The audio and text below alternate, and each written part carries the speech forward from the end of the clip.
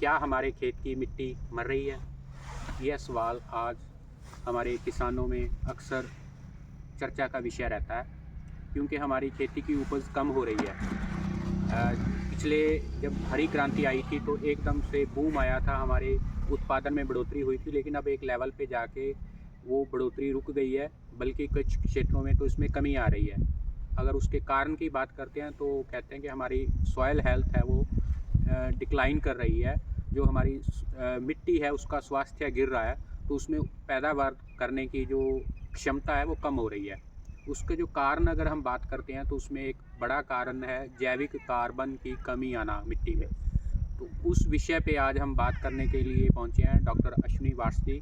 इनका अबोहर के पास ही काला टिब्बा गांव में एक बायोडाइजेस्टर है, जैविक खाद आनंद एनर्जी के नाम से, जहां पे ये गोबर से एनारोबिक तरीके से डाइजेस्ट करके खाद बनाते हैं, लिक्विड और सॉलिड, और साथ के साथ गैस भी बनाते हैं, जो सीएनजी गैस भी बनती है।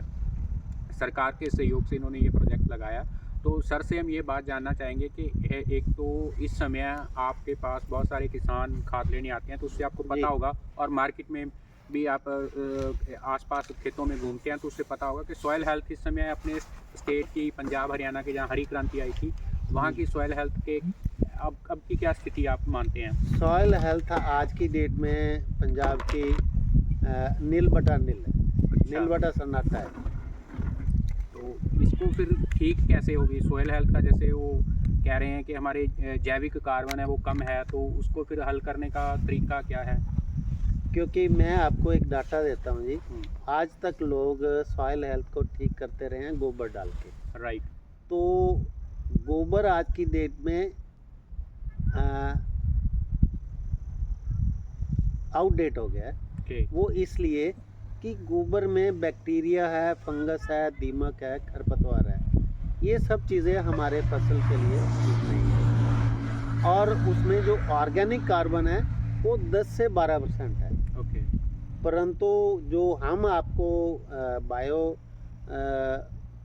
डाइजेस्टर से डाइजेस्ट हुई सॉलिड या लिक्विड खाद देंगे, उसमें जो ऑर्गेनिक कार्बन है वो करीब आपको 95% प्लस।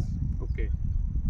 तो जहां आप एक ट्रॉली गोबर की डालते हो, यदि मेरी उसका 8वां हिस्सा भी डाल दोगे खाद, तो वो भी काम चलेगा।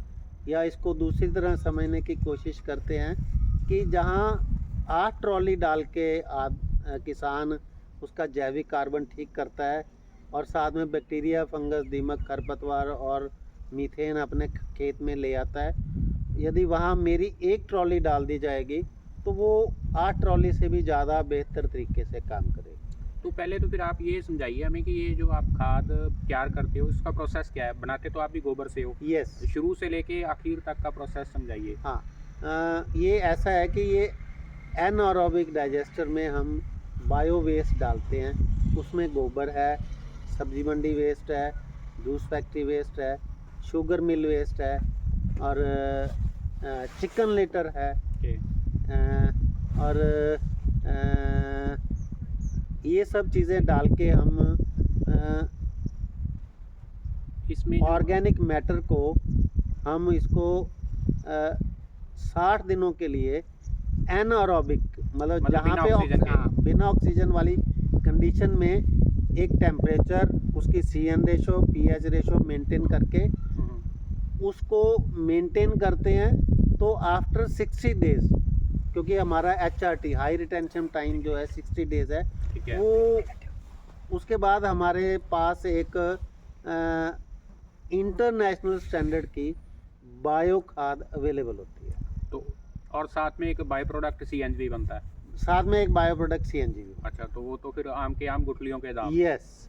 ठीक है। तो उसके बाद में अब ये जब 60 दिन के बाद में जो निकलती है खाद, उसको आप एक तरह से जैसे सरसों में तेल निकालते हैं उस प्रकार से लिक्विड अलग कर लेते हैं और हार्ड अलग? नहीं। हाँ, ऐसा करते हम कैसे अलग नहीं, करते हैं? ये इसको हम 2 फॉर्म्स में सेल करते हैं। हाँ। एक तो एज इट इज, जो जिसको हम स्लरी कहते हैं, स्लरी जैसे गोबर गैस में ऐसे निकलती है। हाँ, वो टैंकर में भर के एज इट इज ओके। उसमें 50% ऑर्गेनिक कार्बन और 50% न्यूट्रिशनल कंटेंट। राइट, और एक उसको हम सन ड्राई करते हैं, ठीक है। जिसमें न्यूट्रिशनल कंटेंट तो होते ही हैं, राइट,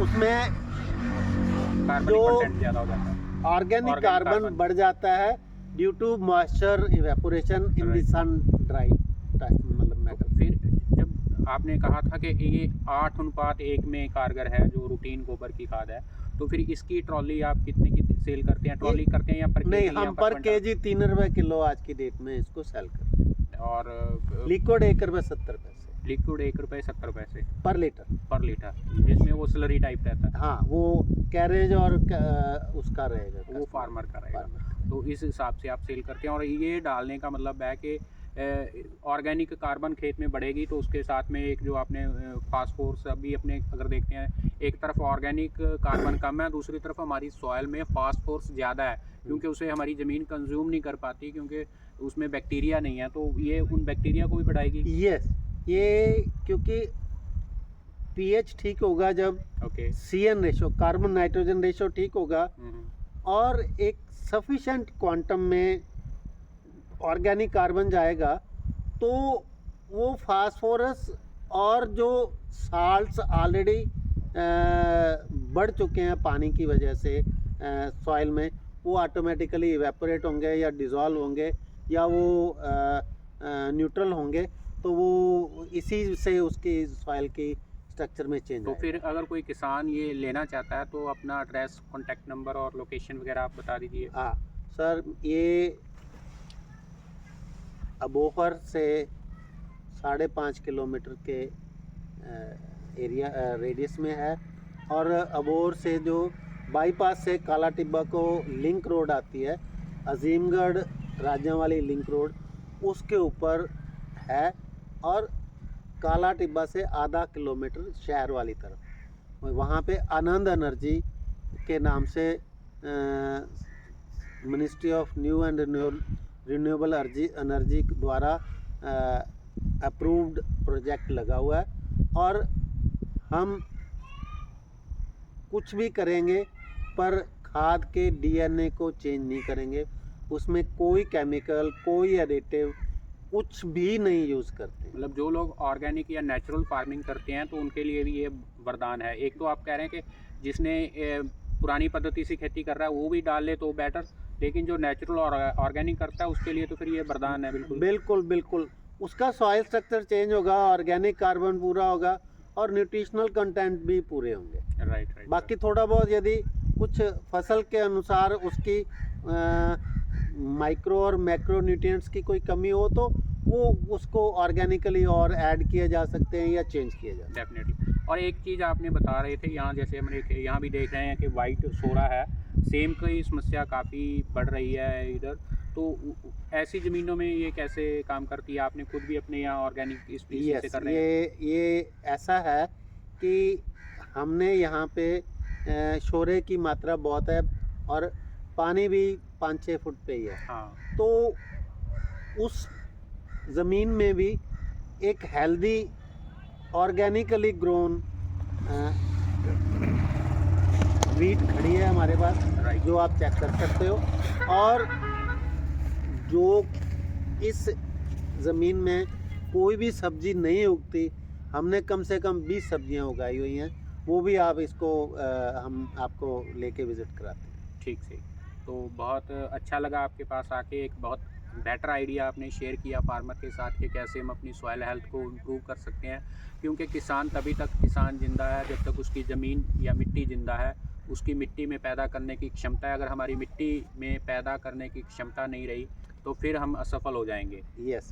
तो अपनी ज़मीन की जो उर्वरा शक्ति है उसे बनाए रखने के लिए हम किसानों से भी अनुरोध है कि अपनी मिट्टी का समय समय पर परीक्षण कराते रहें, और उसके अनुसार खुद आपको पता चलेगा कि उसमें कार्बनिक मैटर की क्या पोजीशन है। अगर कम है तो फिर नेचुरली है कि आपको ऐसे उत्पाद उसमें डालने पड़ेंगे जो कुदरती तौर पे हों, और रासायनिक खादों से कार्बनिक मैटर को पूरा नहीं किया जा सकता, और ये सर के पास उसका एक हल है।